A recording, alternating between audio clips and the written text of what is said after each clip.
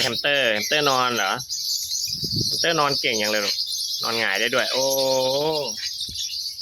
นอนเงี้ยลูกเหรอนอนเงี้ยเหรอโอ้ยนั่นคู่หูมาแล้วเดซี่มาแล้วอย่ากัดลูกอย่ากัดอย่ากัดลูกแฮมสเตอร์ไงลูกคู่หูหนูเนี่ยเขาเป็นคู่หูครับ นอนแฮมสเตอร์ใช่ไหมใช่แฮมสเตอร์คู่หูกัน